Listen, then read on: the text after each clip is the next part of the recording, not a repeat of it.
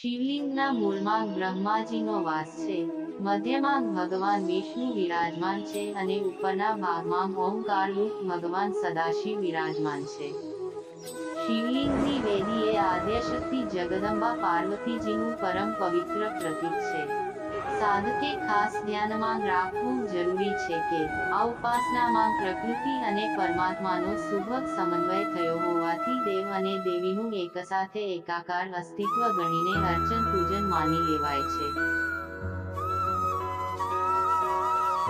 આ ઉપરાંત મુખ્ય ત્રણ દેવો બ્રહ્મા, વિષ્ણુ અને મહેશ, ઉમા, લક્ષ્મી, શચી ઇત્યાદિ દેવીઓ, સમસ્ત લોકપાલ, પિતૃગણ, મુનિગણ, યક્ષ, ગંધર્વ, કિન્નર અને પશુ પક્ષી સર્વનો સમાવેશ થઈ જાય છે.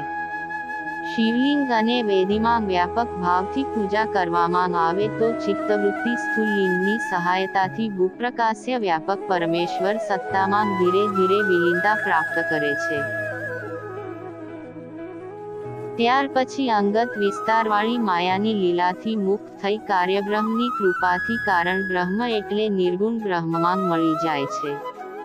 પછી એ જીવાત્માને આવાગમનનો જરાય ભય રહેતો નથી. શિવલિંગની પૂજા આ વ્રતના દિવસે ષોડશોપચાર વિધિથી કરવાથી કે કરાવવાથી શિવપદની પ્રાપ્તિ થાય છે. શિવ એટલે મંગલ. આવાહન, આસન, અર્ધ્ય, પાદ્ય, આચમન, સ્નાન, વસ્ત્ર, ગંધ, પુષ્પ, ધૂપ, નૈવેદ્ય, આરતી, પાનબીડું, નમસ્કાર અને વિસર્જન આ